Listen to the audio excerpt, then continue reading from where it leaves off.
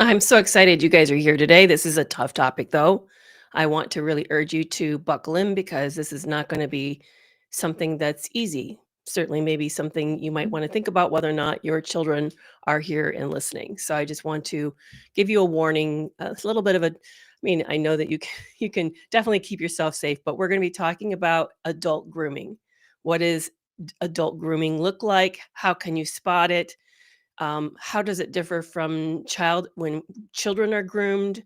What we often get wrong or misunderstand about it. So those are some of the things that we're going to get into today. So this is a very heavy topic, and but it kind of ties into predatory behavior. And a lot of us experience when we were narcissistically abused, we were groomed. We may not have realized that's what happened in these relationships, but that's essentially what we experienced.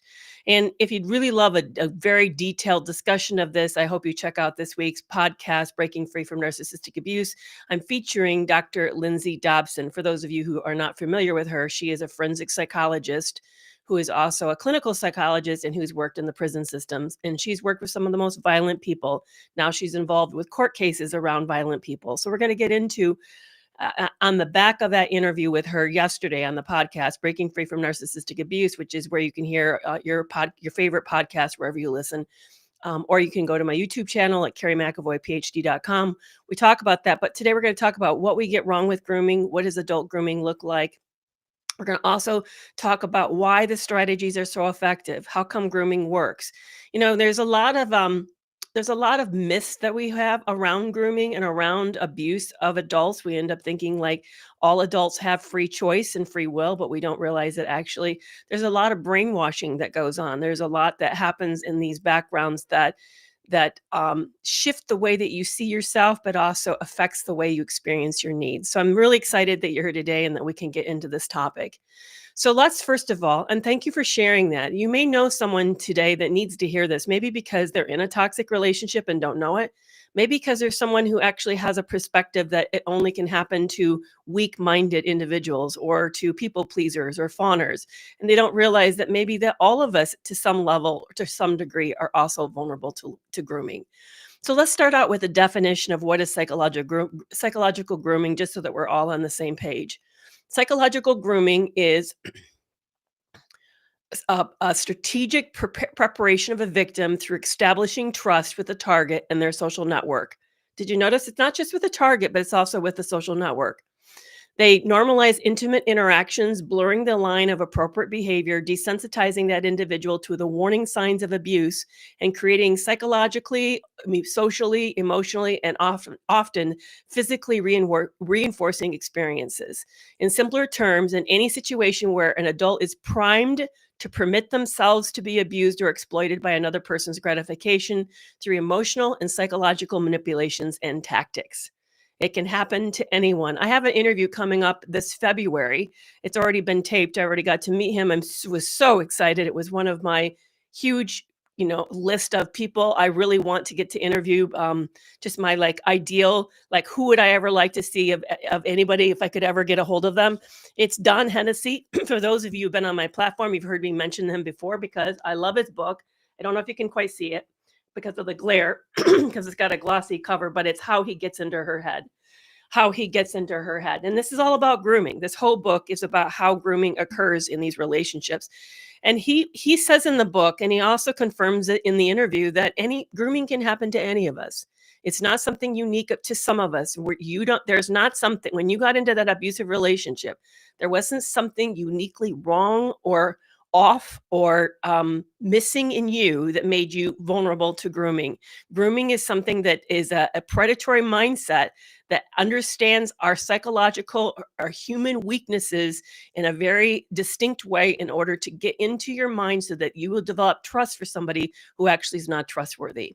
So let's talk about some things about grooming that we really just don't understand, because we often think of it as something that just happens to children, or as something that just happens to some people, but not to everybody. But we assume that, like I just said, that it's vulnerable, weak, or needy people get groomed. But the truth is, strong, successful people get groomed as well. Think about this for a moment. Who did Bernie Madoff target? Yeah, there was a lot of retired people or greedy people who just wanted to get rich quick, but there were also people who knew something about investment. He also groomed very smart individuals, and he used their knowledge against them. And he was able to somehow develop a sense of trust with them that they would actually give him their money and then believe that he was doing something well with it instead of something harmful.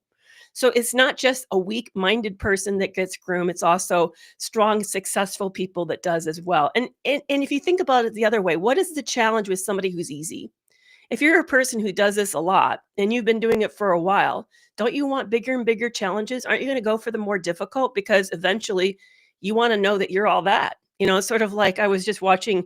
I know I'm catching up on Apple. There's a lot of programs I haven't watched that have been out for a while, but I was watching Stick about this pro golfer who then brings another, brings up a new pro golfer. Imagine you're a pro golfer. You don't want to go play on the same back hole, 9 holes that you already played many, many times in your own neighborhood, right? You want to go out to like Monterey Carmel Bay. And what's that? There's a golf course out there. It's probably one of the top of the lines. You want to go there. That's the kind of location that you want to go to. Predators are the same. They get bored with doing something that's easy. They look for people who are challenges. And so it isn't because you were stupid or missed the red flags or because you're way too trusting or you're a fawner. It's because you were a challenge, and they wanted the challenge to sort of for their own ugly gratification. So, the myth this is the myth. The myth is the victims must have some kind of psycho-emotional, physical, or financial need that perpetuates the idea that there is such a thing as a perfect victim. But unfortunately, what this does is it keeps people quiet, because if you're someone wealthy, successful, or strong, and you end up being victimized, you don't want to talk about it. Then you end up thinking there must be something wrong with me, or I'm gonna tell on myself and make other people think less of me. So that's the first myth of what we don't understand about grooming, is that it does happen to strong, successful people. The second thing is that it feels good at the start, and that's the whole point of it. The early stage of grooming typically it includes substantial emotional and physical rewarding experiences, and it's only later that the manipulation exploitation begins and that things get really dark and ugly. So another thing, and this is something Don Hennessy said in this upcoming interview is either as well as he says there's too much underreporting of abuse, particular certain types of abuse like intimate abuse. There's so much shame is or kind of experienced around these abuses that victims have a hard time coming forward. Now I know what we often hear is no, everybody claims that they have experienced intimate physical abuse. You guys know what I'm talking about because I'm using code here. And that we ruin people's reputations when we do that. But the truth of the matter is, most people who've been victimized, and using the word people on purpose because this happens more often to men than we ever even like to think about. And that's even another group that does not come forward. The number of men. Do you realize back in the day, back in the 90s, and I don't know what it is today, 1 out of 3 girls were essayed, but 1 out of 4. The girls were more at risk at home. The boys were more at risk in the world. Why are we not talking about the number of men who've experienced this in their life? Because there's a lot of shame attached to it, because of the fact that there's massive stigma, because nobody wants to report that they got close to somebody that they thought they could trust, who then turned and did something really brutal to them. Because the early stage of grooming feels really good. Imagine being idealized, having someone think that you're the most amazing person in the world, that there is nobody like you. And who does not want to feel that way? If you tell me you don't, I don't believe you, because it is essential part of our development. It's roughly around the 18 months to 3 years old. Hein Kohutz, a big psychotherapist back in the 1940s, working with medical resident students, identified that all of us have a need to be the apple of somebody's eye, that we want somebody to think that we're all that. And when you have somebody come into your life who then begins love bombing and says you are all that they have never met anyone as more amazing to you, how can that not be intoxicating? It's incredibly intoxicating. So the early part of the stages is we don't realize we've met someone dangerous because they seem nice and even kind. They even seem very kind. Did you guys know that Ted Bundy worked as a volunteer for a suicide hotline? Anne Rule, in her book, The Stranger Beside Me, actually writes about it because she worked beside him. She actually was one of the volunteers at the same site, and she knew him. So she wrote about Ted Bundy, partly just because she's a crime writer, but true crime writer, but also because she knew him and she was so disturbed by the fact that she had this engagement with this really charming, likable person who had volunteered at the same same location, helping other people. His own wife that he was married to didn't know that he was a dangerous man. So remember that grooming in the beginning feels good because that's the whole point. Groomers want it to feel good. And thank you for those of you who are here, who are listening and sharing this and liking this. I really appreciate that because it helps us get the message out and invites more people to the live. So if you don't mind tapping the screen or just liking this, or maybe there's somebody right now that you need to send the link to because you're worried for them, or maybe this is just a topic they find fascinating. For whatever the reason, I'd love to have more people here. The next reason that we don't recognize grooming or we have myths around it is we don't often know that it happened until years later. I think that's one of the things that as I didn't I to be truthful with you, I didn't tune into P. Diddy Combs' trial just because I found that very difficult to listen to. It was hard to experience or hear another person's pain, to know what they went through. I have a feeling though that if I had a chance to sit down with Cassie, and wouldn't that be amazing? I would really love to have an interview with her. Wouldn't that be incredible? But if I had a chance to sit down with Cassie, I have a feeling that she would have said to me in the beginning, I wouldn't have known that he was dangerous. I didn't know that he was not who he said he was, and that it was going to lead me into such a very dark place. So we often don't know that grooming happened until much, much later because it's ambiguous. It's a nuanced form of abuse with multiple layers that are not easily recognizable during the abusive relationship until much later, until often it's after it ended. So you may not even know that it's happened to you. Groomers, you don't realize that groomers have studied you and they have thoroughly planned a level of preparation or strategy in order to encapsulate you or to trap you into that relationship.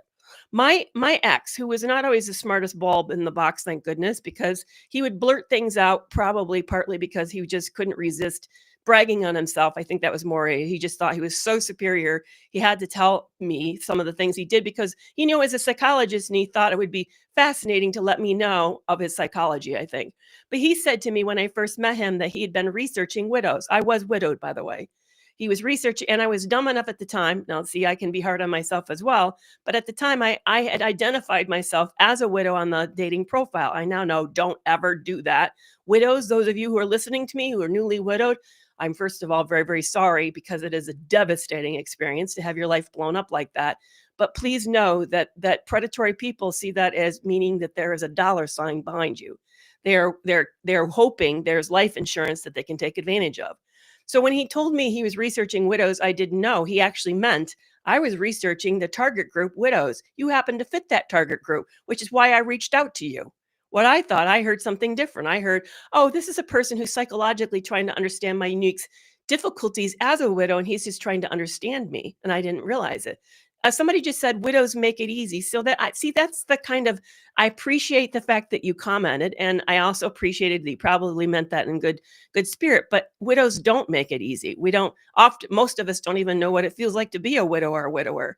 The fact that your whole life has been blown apart and you feel thrown out of life, and you're very, very vulnerable because you don't fit anywhere. You don't fit in with your former friend groups. You don't. You've just lost everything that matters to you, and all the landmarks are gone. You are essentially like somebody who might have just lost all their legs and they're now trying to navigate the world on a new terms, on a new level. But what's particularly painful is that there are predatory people who are actually watching for that, watching for those types of vulnerability, trying to get ready to study you in order to take advantage of you. Yes, you don't fit in. Widows and widowers in the beginning don't fit in because they have to find a new social support system, a new system to fit themselves into. So here's the fourth myth that we misunderstand about grooming is that adult research on adult grooming barely exists. Did you know that? That the most studies of grooming and SA focuses on adults grooming and abusing children, not on adults grooming and abusing other adults. It's really scarce. So there's a systematic research or review of all the studies. There was 569 initial studies, and only 5 of the 569 studies actually looked at other adult grooming of adults. And only one of them had to do adult grooming around SA. So the lack of, of research suggests that we just don't think that adult grooming actually happens when it happens readily. I mean, we all know who are sitting here among ourselves. We know that because a lot of us experience that. A lot of us have experienced this of ourselves. And number 5 is that it looks identical to normal relationship building. So grooming behaviors actually parallel courtship and dating behavior, making it even more difficult to identify that person as predatory because there's gift giving, there's increased of touch and an increase of physical closeness, there's trust building, there's getting to know your one's family and friends. These are all the same things that offenders use as a way to get into a consensual intimate relationship with you. It's only when you look backwards at it that you realize that it was retrospectively that it was grooming as an effort to then get close to you, to build a rapport with you so that you would trust them.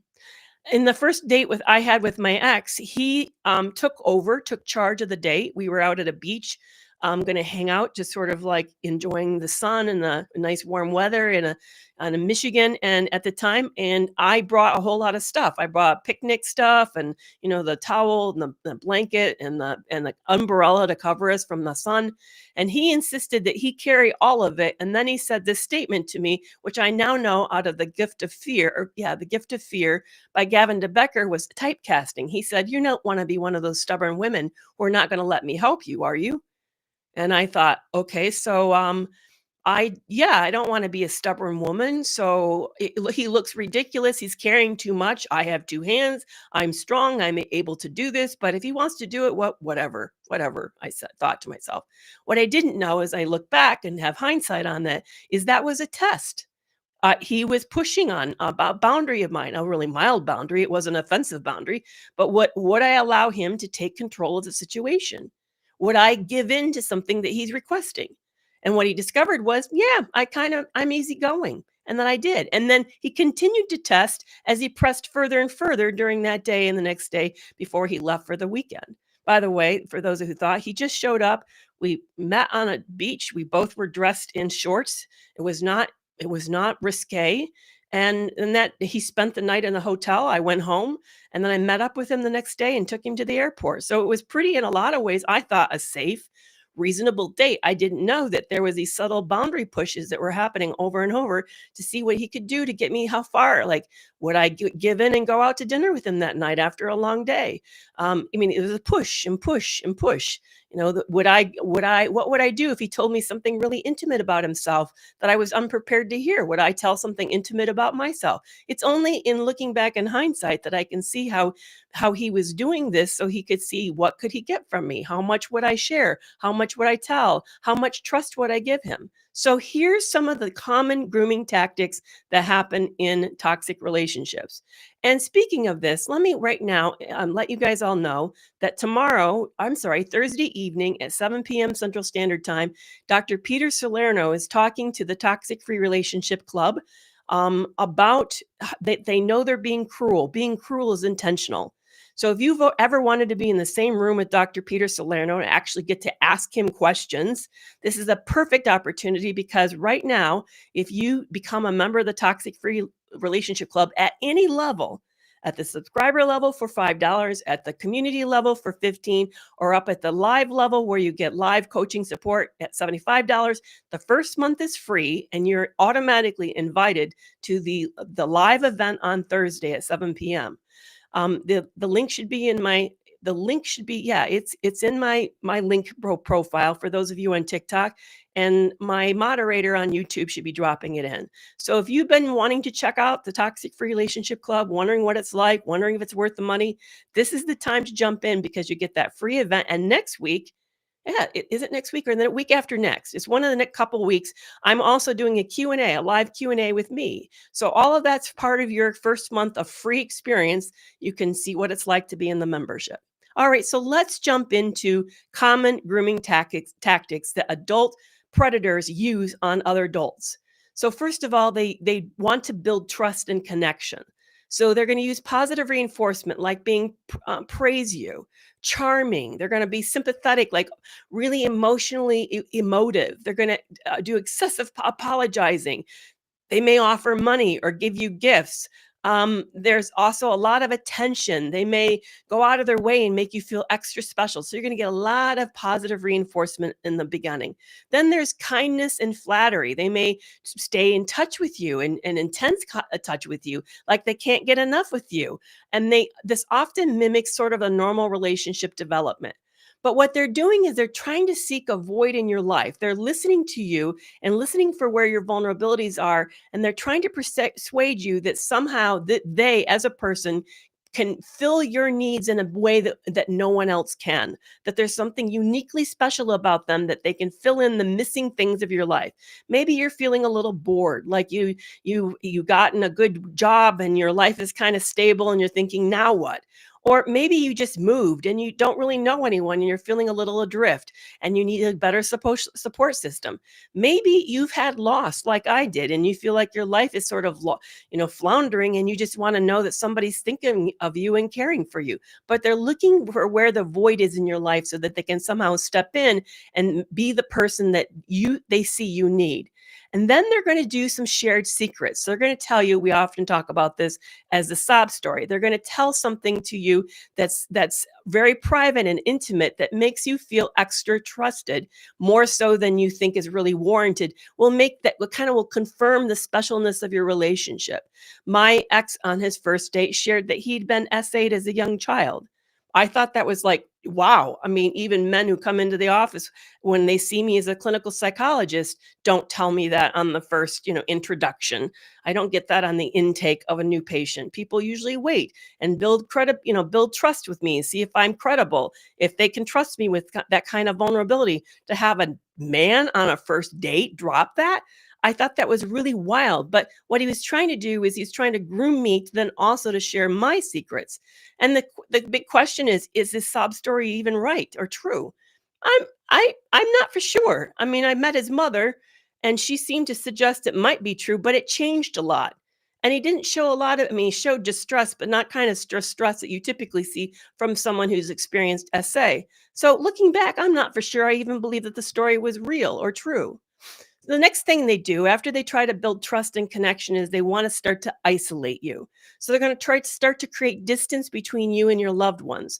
They're going to be reluctant to meet the family. They're going to be reluctant to have you meet their family. They're going to start to suggest to you that maybe your friend is not all that, or that maybe you're not in the best emotional space after you had a conversation with one of your parents. They're going to start to like sow seeds of doubt so they make you really question maybe your friendships aren't that good for you. Maybe they're the better fit for the better relationship with you. So they're going to start to try to create distance between you and your loved ones. And then they're going to start to demand secrecy. They're going to start to um, convince you that other people in your life are not worthy of your attention by their like slandering them. They're going to tell you that your son or daughter is not respectful to you, or that your friendships are jeopardizing and threatening them. They're going to try to like close you off from other people. But meanwhile, they're going to be charming to these individuals as they get to meet them, so that everybody around them ends up thinking they're the most amazing person in the world, so that when you do express concern, that it'll get dismissed as just a misunderstanding, or maybe that person had a bad day, that they couldn't really be that harmful or cruel because they're so nice in public. And then they're going to begin to really make you feel like there's something uniquely special between you and that person, that you've never felt more understood or have such an amazing experience as you have with this person. So first step is to build trust and connection. Second step is start to isolate you from other people. And then the third step, when those two things are in place, they'll start to then use control and manipulation. They're going to use gaslighting in order to make you doubt your own instinct, your own memories, your own perceptions. They're going to start to subtly put pressure on you. And if you guys got to hear my live, I think it was a week or two ago, where I talked about coercive control, you'll remember how they first start out expressing preferences. I really like it when you wear your hair down, or I really love that color on you. Before you know it, though, those preferences become non-negotiables. Why is your hair up? Didn't we agree that you were going to keep your hair down? Or how dare you cut your hair? You never talked to me first. So they're going to start to quietly exert a lot of control over your life by making you feel like you have to comply in order to keep things peaceful. And they're also likely then to badger you, use shame, put guilt, pressure you. You even maybe use verbal threats, as they use a lot of coercive tactics. Then there's negative reinforcement gets implemented, where there's nagging or sulking or the silent treatment. They may use intimidation or swear. Maybe they get in the car and drive fast after they had a big argument with you. But you start to feel like there's a lot of emotional blackmail, that if you don't go along and if you aren't easygoing, then there's a consequence to it that's very disruptive and scary for you. And they start to then also test compliance, your compliance. Are you following through with what you want you to? And they will start to use this sort of strategic ways of then implementing punishment and control. Here's how mine did it. On our first night of the honeymoon, he opted out to be intimate and instead watched pornography and chatted to another woman. It took me over a day to feel comfortable enough to bring it up. I was so stunned and hurt by the experience. So I finally found my voice the next day, brought it up to him, and he stormed off. He literally turned around. We were at the pool at the resort. He turned around, stormed off, and left me for a while. When he came back, when went for a walk, and then he came back and we got dressed for dinner, and everything seemed to be okay. I thought it was okay. Dinner seemed to be good. I was really nervous because he just stormed off. So I'm thinking, I don't really know this guy very well. What kind of moods are going to be like? Because this is a really big test of our relationship. Well, the dinner went great. I thought, oh, okay. So he heard me. We just had a real rough storm, and it seems to be smoother. But what I didn't know was that he was waiting to drop the bomb on me, to really level a big one on me. So we walk back to the room, and I think, oh, we're going to get a second chance to sort of repair what happened on the previous night. We had this big conflict on the first night. Maybe now we can finally settle in and really enjoy an experience of honeymoon. And he leaves me at the door. He drops me off into the room. I go into the room, starting to move about, kind of get ready for the evening. And he stands at the doorway and says, "You know what? I like going to musicals. I know that you don't. I'll be back in a while." And he shuts the door on me. He leaves me alone in the room after he knows that I've been excited, and he's let me be excited about the possibility for a recovery after our first disastrous night. And I remember flopping into the sofa, thinking to myself, I'm being punished. This is because I spoke up and called him out on this. And he's saying to me, Carrie, don't you do this. You do my way, my things my way, and you keep silent. If I do something that upsets you, you keep your mouth shut, because that's the way to keep things peaceful here. So what happens in this stage of a grooming, of control and manipulation, is they want to then force compliance. And they'll use tactics, even like reverse psychology on you, or strategic withdrawals on you, as a way to make sure that you know that they're in control of the situation. Then so let me go back and start for those who just joined us. They build trust and connection. They start to isolate you. Then they start to use control and manipulation. The next thing is they create dependency. So often there is this belief that you have this really wonderful relationship with this individual, that they indeed are your intimate partner, that they want you to believe that you've entered into this loving relationship. But unfortunately, it's actually a deception. They entered the relationship with intentions to get something from you, to extract something from you. Or they often will enter into this example. Instead of the boyfriend model, they might use the party lifestyle model. They'll invite you to do things with them, hang out with them. They'll ply you with treats, maybe buy you drinks. But again, it's all in the belief that we're together, that we have this really great relationship. But again, it's strategically to ply you for something. They have intentions that they want to extract something from you. That maybe it's a sexual conquest. Maybe they want your money. Maybe they want access or influence, something they couldn't otherwise get through the normal channels and means. They're going to do this with an intentional effort to deceive you. So yeah, for me, the whole marriage, he actually got married to me, would you believe? Stayed married to me for 2 years, but the intention was to get the money. He wanted the money. And so he was going to either probably do away with me, because I do believe he was poisoning me, or he was going to, we were going to have a nasty breakup, and he was going to force me to break the company up, and then I'd have to pay him. So his intention was to extract money from me. It was never for a long-term relationship, but he wanted to be able to get to me.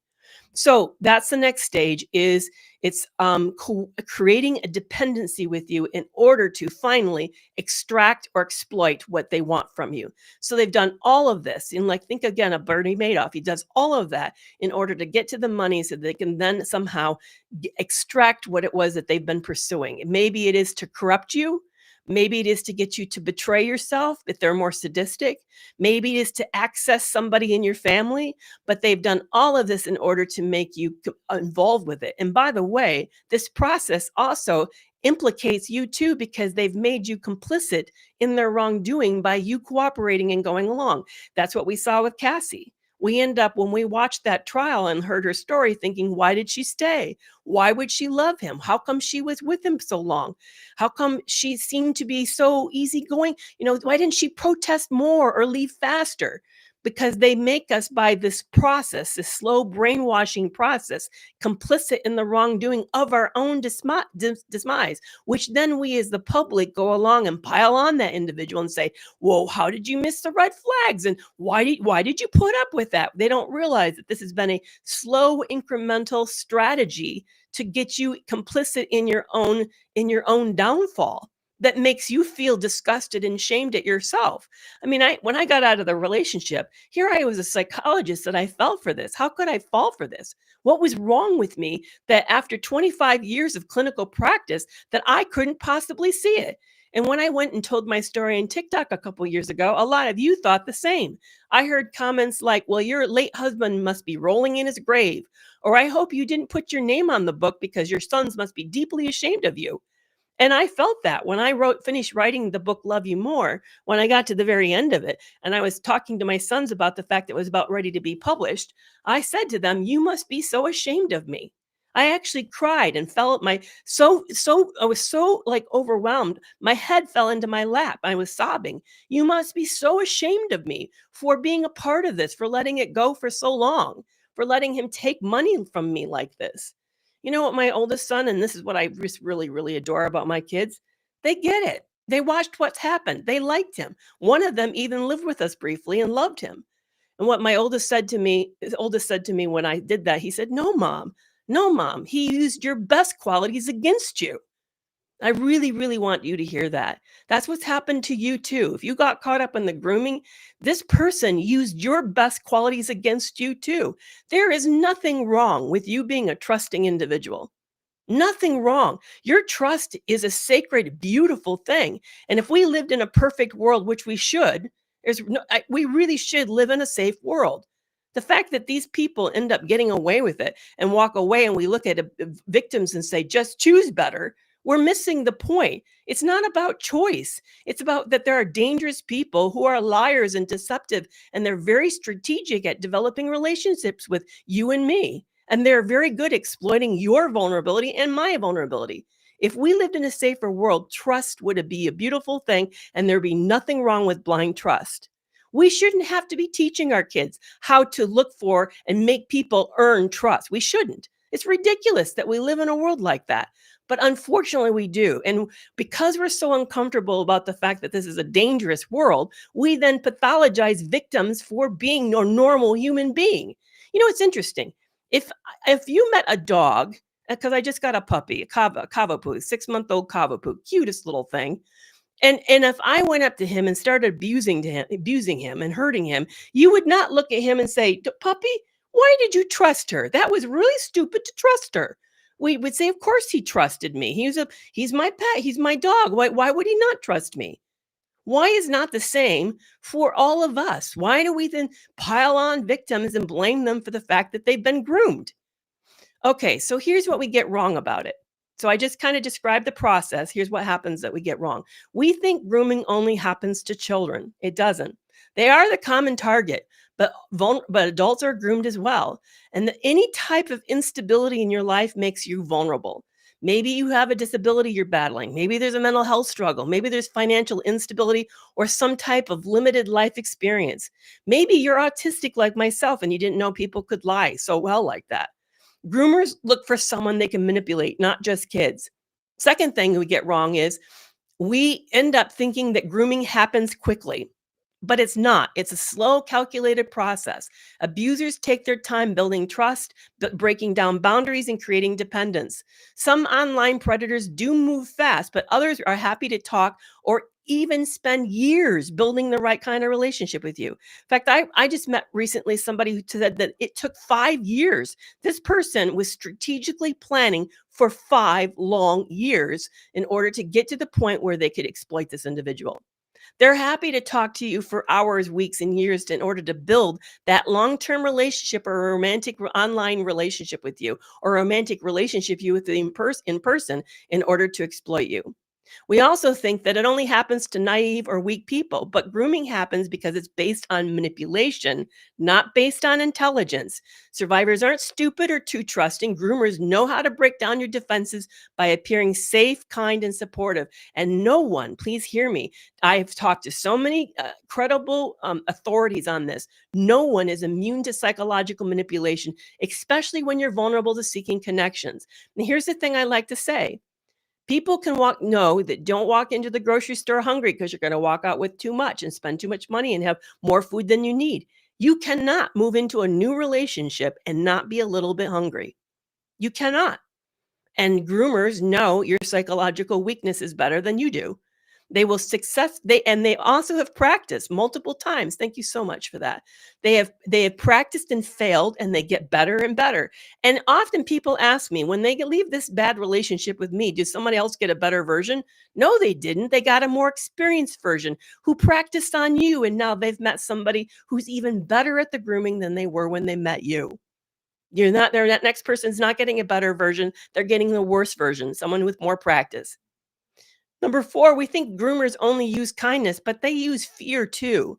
They use love and fear to control. They don't just charm you, but they also use that verbal abuse, explosive anger, and other intimidating behavior to establish dominance and superiority. So here's the thing that most people get wrong. All you need is one incident of a very frightening experience for you to learn. Don't upset, don't confront, and don't contradict this person. That was certainly true with me. It only took him throwing the phone at the wall 1 or 2 times for me to say, "Whoa, okay, don't go there again. This is not worth it." Number 5 is we think that if you miss your groomer, that you weren't abused, because survivors often feel guilt or loyalty or even longing for this groomer because of the trauma bonding. That psychological response that you're seeing is because this groomer has formed a deep emotional tie on purpose with this person that they plan to harm. But that doesn't mean the relationship was healthy or consensual. It just means they were really good at manipulating emotion. And number 6 is we think that grooming always leads to SA. Yes, frequently there's intimate abuse, but it also can lead to financial gain or forced labor, cult indoctrination, or domestic servitude. Think again of Bernie Madoff. He never physically touched those people, but he sure exploited them for their money. Number 7, and we think survivors should have seen it coming because grooming is designed to be undetectable until it's too late. During the early stages, it appears like there's two consenting adults trying to build a connection. A lot of the essay grooming resembles normal adult children interaction. They give that a child a lot of attention for being a kid, and mentoring is really important, but those same behaviors transfer to adults as well. There's malicious intent. There's always malicious intent with the grooming. Number 6 is we think only victims get groomed. That's a common perception that it's only children who are abused that get groomed. And unfortunately, you don't have to have a trauma or abusive background for you to get abused. Groomers are very good at grooming everybody. And by the way, here's a very disturbing thought. And this is something, again, Don Hennessy in this upcoming interview in February says, you all cooperating with the fact that you think the victim is the dummy in the relationship, that they somehow didn't see the red flags and they missed it and they should be picking better. You got groomed. The abuser wants you to think that. You've been groomed to believe it's the victim. You've been brainwashed too. They're grooming everybody, and you included. And then the last thing about grooming is, or no, 2 more things. We think that grooming is about money and gifts. No, grooming is about lots of stuff. It could maybe not even about a tangible commodity. It could be just for the psychological joy of doing it, for the power and control or ego gratification. So groom is always not necessarily about something like money or intimate contact. It could be just the fact that they can show that they can do it. And then the final thing is we blame it on consent when really it was coercion. Even if the victim willingly entered into a relationship in which they ended up being groomed about, the abuse is never their fault. The grooming is that by fact, by nature, obfuscates and precludes consent due to the power dynamics involved. I really want you to sit on that for a second. Do you think if I knew that my ex was a serial cheater, was seeing seven other women while we were engaged, seven other women, I count at least that, probably more. There was a period of time where we broke up, and in that 1 month period, he went through an amazing amount of my money, and he also went through at least 17 relationships, brief relationships. He confirmed it. He agreed, and it sounded about right to him. We end up thinking that if I had known that, I would have ever consented to be in a relationship with him. Absolutely not. I would have absolutely not. Grooming is a process that is on purpose deceptive because of the power imbalance that exists in these relationships. So they overwhelm us from a lot of different reasons. And I want to just quickly mention these because I want to really go back onto before I end today and give you time to ask me questions. I want to end with talking about why is grooming so effective. So what they do that really undermines our natural resistance is that they exploit a gradual normalization process because we get used to something over time. We get habituated to it. So we end up starting to think it's not that bad and we don't know it's that awful. Think about the times that you've been sick with something really, really bad and you start to get used to that bad feeling in your body and you didn't even know how bad you were feeling until you got well again and you're thinking, whoa, I didn't realize I was feeling so miserable, but now that I feel better, I can tell the difference. We get habituated to bad circumstances. They also are very good at creating cognitive dissonance, which paralyzes your decision-making ability. So that you end up struggling between the really good times and the really bad times, and you can't know which is actually true. They isolate you from being able to externally reality check. That's why they isolate you from your friends and family. And they attack your self-trust systematically by using gaslighting, projection, and constant criticism, which again makes you feel like you can't trust yourself. And they're weaponizing your strengths against you. If you're empathic, you're too sensitive. If you're committed, you're too rigid. If you're forgiving, then it really wasn't that bad. So they're constantly reframing your best qualities as flaws, making you think you need to fix yourself instead of realizing that we need to protect ourselves from that other person. So why are these strategies so effective? Well, first, they're hijacking your attachment system. You're neurologically wired for belonging. Neurologically wired. There's all sorts of research supports that when you're in connection to another human being, that you actually feel regulated. It calms you down, lowers your blood pressure. It's essential to be connected to other people, which is why loneliness is so damaging to us. So they're hijacking our need to be in connection. They also create a trauma response by impairing our executive functioning. So that chronic stress and fear that they're activating in your body, they put you in survival mode so that you can't actually think clearly. So you start to react from a place of reaction instead of a place of reflective reasoning. And that's why people often say, I don't know why I couldn't leave. I just couldn't leave, because your ability to plan and execute leaving something really tough like that becomes neurologically compromised. And they're exploiting the sunk cost fallacy and your need for making meaning. Because you've invested so much time, emotional resources, and reputation into this person, it's hard to walk away from that. Your brain desperately wants to find out that it's worth it, that what you've invested in was meant something. So you keep trying to work and work on this, hoping that maybe you could make them love you better, or maybe you can try harder, or maybe you can fix something so it will go back to what it was when you met them during that idealized stage. That keeps you trapped in trying to save something or earn something that really never was real. And all of this is operating beneath your conscious awareness. These tactics work because they're subtle, they're incremental, and that your conscious mind recognizes something wrong, but you can't quite pinpoint why or what it is. And because of that ambiguity is there, you end up feeling like you can't quite identify the threat. It's like you're trying to fight fog. And they create enormous amount of shame in you, which ultimately silences you. It makes you feel defective or crazy or complicit in your own mistreatment. So you end up feeling like you can't reach out for help. I don't know the number of times that when I would talk to somebody, I would actually edit what I would say to them. I would pull out pieces of it because I knew if I said some of the things that they would look at me and like, what? That's ridiculous. Why are you there? Why are you putting up with it? And yet I knew I couldn't tell them that I was, because the good times made it seemed okay. And because he kept promising he was trying to change, and it looked like he was trying to change. So I believed him. So I would edit my own history so that people didn't think that I was weak. So I wouldn't feel so ashamed. So we need to stop victimizing victims for this. We need to see that this is something that happens to adults, that this is a problem of society, not a problem or a failure of a person, that it can happen in all types of relationships. It can happen in friendships. It can happen in family systems. We really need to understand that this just not about romantic relationships, but this kind of exploitation can happen anywhere with anyone. And we need to start developing healthier systems around us to help protect us so that we're safer from people that are dangerous. So here's some things I want to leave you with, and I'm going to start taking your questions. Start practicing in a new relationship small boundaries, set them often and early. These can both act as protective but also diagnostic. So start to say to somebody more of your preferences. Start setting minor, like be a little difficult. Like, how do they respond when you say no? Are they graceful and respectful? Do they get defensive? Do they guilt you?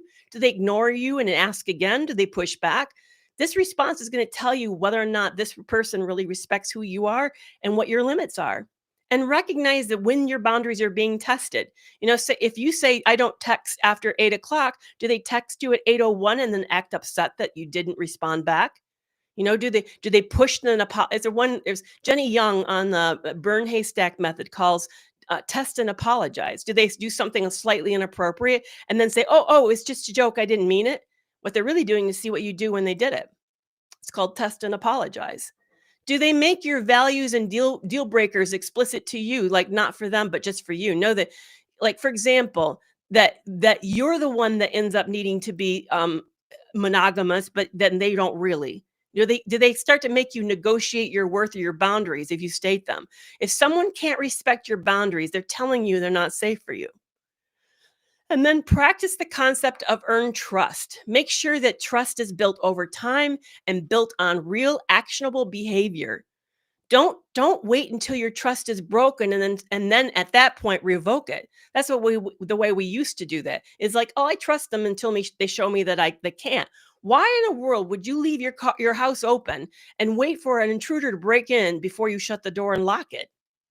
No, lock the door first. And that keeps the intruder out. But that's what we do with trust. We act like trust is a noble thing and it's awful to make people earn it. And that we should just sort of like leave our hearts, our door to our hearts just wide open until someone shows that they are not trustworthy to be there. Here's some practical structural things that you can do to be safer in relationships. Maintain financial independence. Financial entanglement is one of the most powerful tools predators will use to trap you. Whether it's your family member, a romantic partner, or an employer, maintain your own financial autonomy because it gives you options and it makes leaving logistically possible. Protect your privacy early. Be thoughtful about what you share and when, because predators weaponize vulnerability. So that sob story you shared in the beginning about your painful childhood, that's going to become ammo. I'm going to just say that ammo for gaslighting or manipulation later. Be really careful about what you share and when, and notice who benefits from your silence. People who require you not to talk to other people about the relationship, not to share what's happening inside of it, not to seek outside perspective. That's actually exploitation, not privacy. Healthy relationships can withstand scrutiny. Abusive relationships require secrecy. And then finally, educate yourself about manipulative tactics and understand what grooming is, what it means to be gaslit, what is triangulation, and what does projection mean? How does Darvo work? Because the more you know what these are and the more that they make sense to you, then you can name it when it's actually happening. And it starts to lose its power over you because you can see the pattern and it can help break the confusion. So now I'd love to take some moments to talk to you about what is your biggest question of me. By the way, for those of you who don't know me or have never been on my platform before, I'm Dr. Carrie McAvoy. I'm a clinical psychologist with over 25 years of practical experience. Oh, thank you, Joe Mack. I appreciate that. I love getting to know those who've been on my lives. I often, when I'm doing the education part, don't read all the comments, but I love getting to know people. Like Scrap Along is here, and I love seeing you guys show up and getting to know you better. So I do. I try to remember names so that I can So when you leave a comment for me, especially on all sorts of platforms, I try to pay attention. I try to get to know you. I'm super excited about something. I'm going to talk about this even more as we get closer. But if you're a YouTube subscriber or a Substack subscriber, so my Substack is called Breaking Free from Abuse. Oh, Breaking Free from Narc Abuse, I think is what it's called. But on there's YouTube channel subscriber at the highest level. If you are at any of those paid tiers in the future on January 1, you will become a part of the Toxic Free Relationship Club, and you will get all the benefits of the subscriber level of the Toxic Free Relationship Club. So now's a great time to subscribe as you go into January to start your new year, because you're going to be able to benefit from the monthly Q&As with me, from the quarterly events like we have one this Thursday with Dr. Peter Salerno. You also get the weekly weekly newsletters, as well as the podcast extra exclusive interviews of all the guests that I interview. So all of that will become automatically part of your benefits when you become a subscriber on Substack, YouTube, or in the Toxic Free Relationship Club. Everybody will be welcomed in at that bottom tier. You are all part of the club. So I'm excited to be able to implement that for January 1. And maybe you don't know about Reclaim You, which is my new app that's being released hopefully in December. I just talked to them again for an ETA, but it's an app that actually coaches you on a daily basis and helps you, it meets you where you're at psychologically, so that you can get day-to-day support and keep track of your achievements, be able to like watch when there's like you're going no contact. It will keep track of that. Will also be like a coach, an AI coach based upon my lessons and my philosophy. So it's like having Dr. Carey in your pocket. So if you're looking for daily, like minute to minute support, then Reclaim You app is the one that you want to check out. It's at the top link of my bio, so you can all check that out. But what questions do you have? And thank you so much for that compliment. I present information very well. You know, it's funny because I'm autistic and language is not always the easiest thing for me. I'm actually more of a writer than I am a speaker. Speaking is harder for me. So yeah, doing this has taken a lot of like courage for me. I've now been doing these lives for 3 years on a weekly basis. So I'm thrilled that you guys have learned. Some of you have even told me you set your alarm to remind you on Tuesday at 4 p.m. Central Standard Time to come hang out with me. I appreciate that. Oh, so I got a question. Thank you for those of you who are watching from Facebook. I really appreciate that. If someone has a secretive digital sexual infidelity happen since day one of a 28-year marriage, what is the chance they're a narcissist? Well, first of all, Dawn, I just want to tell you that my heart goes out to you. As somebody who survived that for 3 years, I can't imagine that you've done it for 28. And what a level of massive destruction and deception you experienced. Your heart must be incredibly broken. So I just want to let you know that I'm here with you in spirit on that. So I would say a person has the capacity to cheat on you for 28 years, definitely is showing a lack of empathy. Also problems with impulse control, a willingness to be manipulative and deceptive. Probably you're using a lot of gaslighting for you for that. And yeah, can I come out and say they're a narcissist? No, I can't say that, but I can say that there's some narcissistic behavior, because even there's a ability to say I'm superior and entitled to what I want when I want it. That they're willing to do that, that shows them that they somehow think the rules don't apply to them. Again, that's a narcissistic trait. Does that make them a narcissist? I don't know, but it definitely makes it a trait. And Val, I'm so glad you're in the audience today. Thank you so much for saying hi to me. I appreciate that. Scrap Along's wanting to know, by the way, thank you, Scrap Along, for reminding me. I take your questions on air in fan mail now. On Thursdays, I give a response, usually like a 5 to 10 minute response to whatever your biggest question is. If you'd like me to answer your question anonymously on air, I don't announce people's names.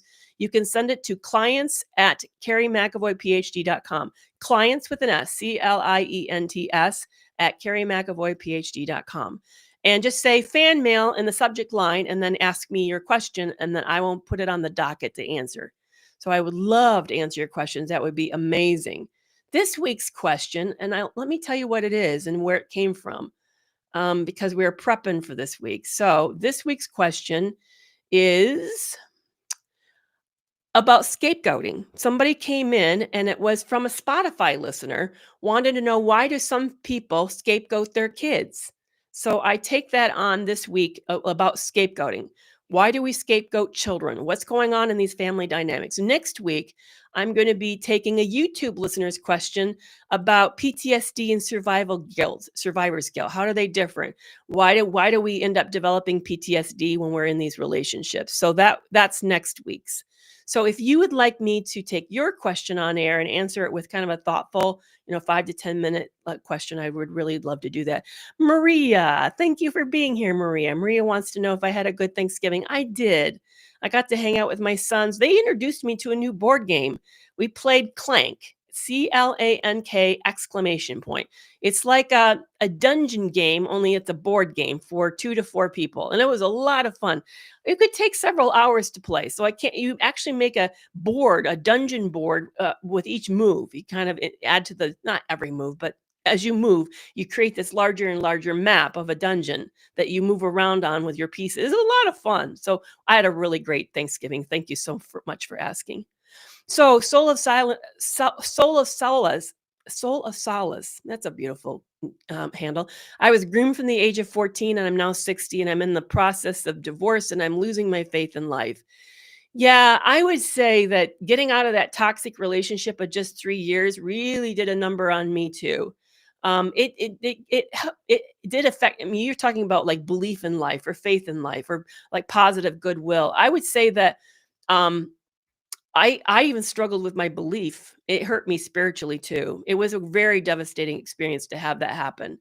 So I want you to know that you're not alone, that this sort of disillusionment about humanity, about the purpose of life and about where you're heading, it's hard because what happens in these relationships is they're soul crushing.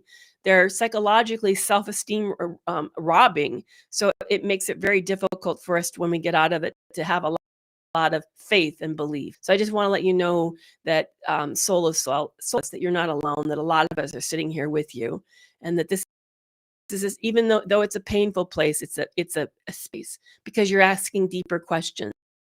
You have a chance to find more significant answers. Somebody just asked, how do you deal with this?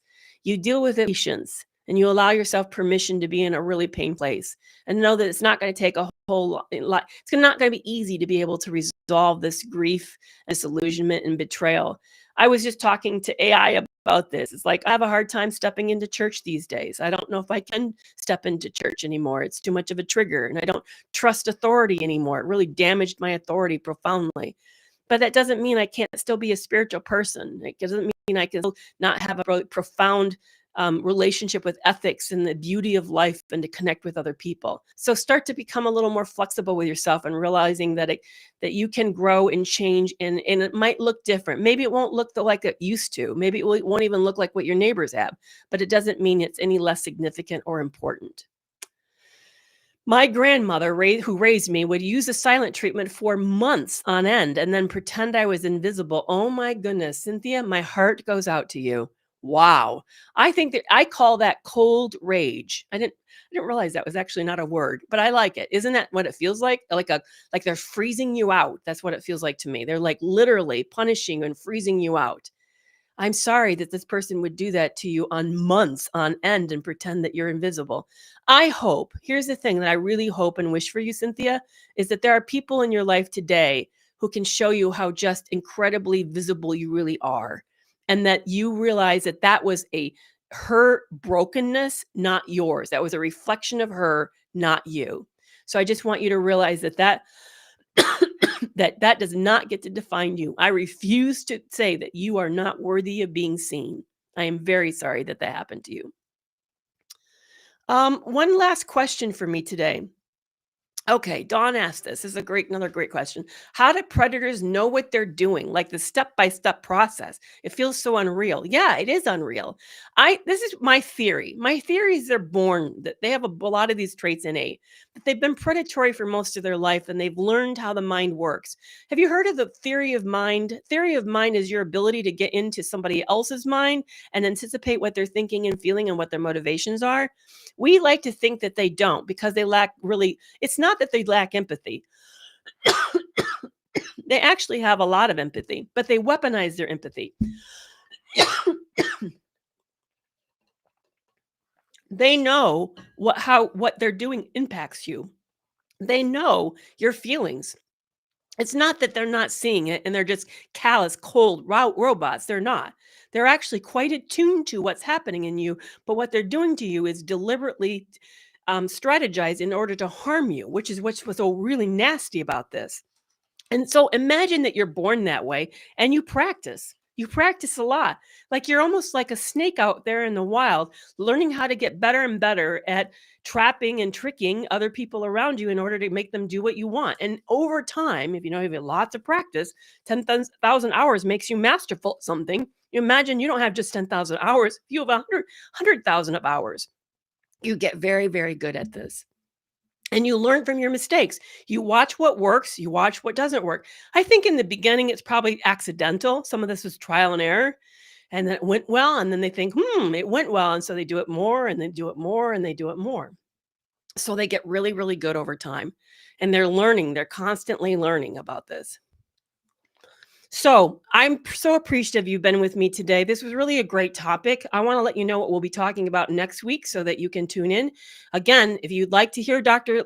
Peter Salerno in person, then please join the Toxic Free Relationship Club on me for the first month for free at any level. Any level you can join for free. And that is Thursday evening at 7 p.m. And the members will get the free replay. But I want to let you know, I'll know that Dr. Peter Salerno is my guest next week on Breaking Free from Narcissistic Abuse. So we will next week be listening to Dr. Salerno and me talk about, and let me tell you what the topic is. The topic with Dr. Salerno is how narcissists are made. Is it trauma or genetics? That's what we're going to get into. We're going to get into what Dr. Salerno thinks next week on whether or not it's trauma or genetics. And here we're going to talk about what is really narcissism and how is narcissism caused. We're going to go back into kind of taking another look at that. So I'd love to see you guys join me next week, Tuesday at 4 p.m. Central Standard Time. And until then, please be safe and have a really good week as we head towards Christmas. And I'm so thrilled that you guys have been here with me today. So thank you so much for that.